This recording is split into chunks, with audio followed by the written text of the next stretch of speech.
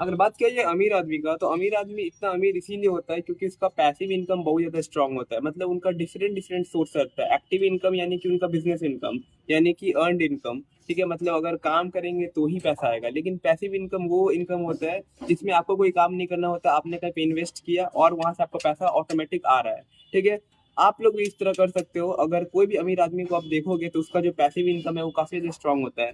ठीक है, fake rich का मैं बात नहीं कर रहा। फेक रिच मतलब जो दिखावे के लिए सिर्फ रिच बनना चाहते हैं, उनका मैं बात नहीं कर रहा हूँ। मैं बात कर रहा हूँ मिलेनियर्स का, मतलब जो सच में वेल्थ क्रिएट करने में माहिर हैं। ठीक है, तो उनका बहुत तरीका से इनकम आता है। जैसे कि अगर बात करो आप इंटरेस्ट इनकम, इंटरेस्ट इनकम यानी कि उन्होंने बॉन्ड्स में इन्वेस्ट किया हुआ है, उन्होंने एफडी लगाया हुआ है कहीं पे। ठीक है, अब ऐसा नहीं है कि अमीर लोग एफडी नहीं कराते या फिर बॉन्ड्स में नहीं। बॉन्ड्स भी एक अच्छा है लेकिन वो सब लो रिस्क होता है और मतलब ठीक ठाक आपको उसमें इंटरेस्ट रेट मिल जाता है।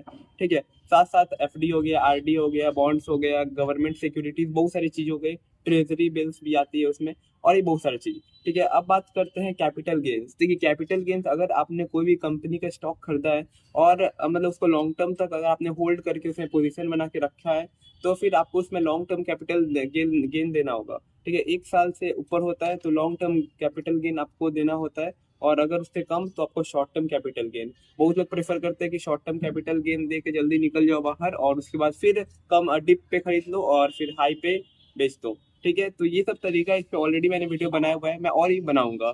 ठीक है, एक और जो इसमें मेन चीज है डिविडेंड इनकम। डिविडेंड इनकम क्या होता है? देखिए, कोई भी अगर आप कंपनी का स्टॉक या फिर शेयर खरीद रहे हो, ठीक है, तो वहां पे बहुत सारा कंपनी करता क्या है कि जो भी रेवेन्यू उन्होंने कलेक्ट किया, जो भी उन्होंने कमाया, वो उसको री इन्वेस्ट नहीं करता, वो उसको बांट देता है अपने शेयर होल्डर में। तो अगर आप लोग आईटीसी का प्राइस भी देखोगे तो आईटीसी का प्राइस हमेशा कांस्टेंट लेवल पे मूव करते रहता है। ठीक है, बहुत कम ब्रेकआउट देता है। ठीक है, अब यहाँ पे मेन चीज ये है कि अभी 299 पे अभी ट्रेड हो रहा है। ठीक है, तो इसमें आपको कोई ज्यादा ये नहीं देखने को मिलेगा कि अचानक प्राइस काफी ऊपर चला गया, क्योंकि ये जो भी कमाते हैं वो बांट देते हैं। ठीक है, इसीलिए कंपनी में देखिए ग्रोथ है। ठीक है, ऐसा नहीं कि कंपनी में ग्रोथ नहीं है। आईटीसी का फुल फॉर्म होता है इंडियन टोबैको कंपनी, बहुत सारा चीज ये बनाती है। ठीक है, अब बात करते हैं रॉयल्टी इनकम। देखिए, रॉयल्टी इनकम क्या होता है? अगर आप कोई आर्टिस्ट हो या फिर कोई क्रिएटर हो, आपने कोई बुक लिखा, आपने कोई गाना बनाया, ठीक है, जितना वो गाना सुना जाएगा उतना आपको पैसा मिलेगा।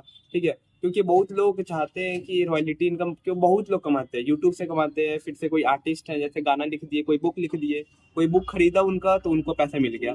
ठीक है, तो ये सब तरीका से आप लोग भी अर्निंग कर सकते हो। रॉयल्टी इनकम एक तरह से आप कर सकते हो इजीली, क्योंकि यहाँ पे आपको कोई स्किल सीखना होगा। एक और चीज होता है रेंटल इनकम। देखिए, रेंटल इनकम बहुत आसान है। अगर आपने कोई अपार्टमेंट लिया है, देखिए बहुत लोग को लगता है कि अपार्टमेंट में अगर रेंट लगाओ तभी वो रेंटल इनकम, ऐसा नहीं है। अगर आपका कोई घर है उसमें भी अगर आपने रेंट दिया हुआ है किसी को, तो वो भी रेंटल इनकम के रूप में आएगा। ठीक है, ये रियल एस्टेट में अगर आप लोग इन्वेस्टमेंट करते हो तो वो सब भी एक रेंटल इनकम में आता है, अगर वहाँ पे कोई रहता है और वो आपको कोई पैसा दे रहा है तब।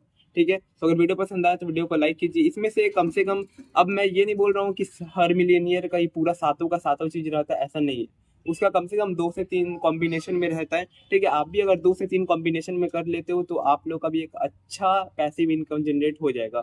डिविडेंड का अगर बात किया जाए तो डिविडेंड जो भी आप लोग कमा रहे हो, कोई भी अगर शेयर आपने खरीदा तो उसने उसने अगर डिविडेंड बांटा, ठीक है, तो आपको 10 लाख तक कोई टैक्स भी नहीं पे करना होता है। इसीलिए ये इंडिया में काफी ज्यादा ट्रेंड करते रहता है। बहुत लोग इसके पीछे भागते हैं कि डिविडेंड इनकम चाहिए, डिविडेंड इनकम चाहिए। इसीलिए आईटीसी का स्टॉक्स काफी ज्यादा खरीद लेते हैं। फिर से कोई दूसरी कंपनी, बहुत सारी कंपनी है, ठीक है, तो उसका स्टॉक खरीद लेते हैं जो कि डिविडेंड इनकम देती हो। तो अगर वीडियो पसंद आए तो वीडियो को लाइक करें, शेयर करें और सब्सक्राइब करें चैनल को। धन्यवाद।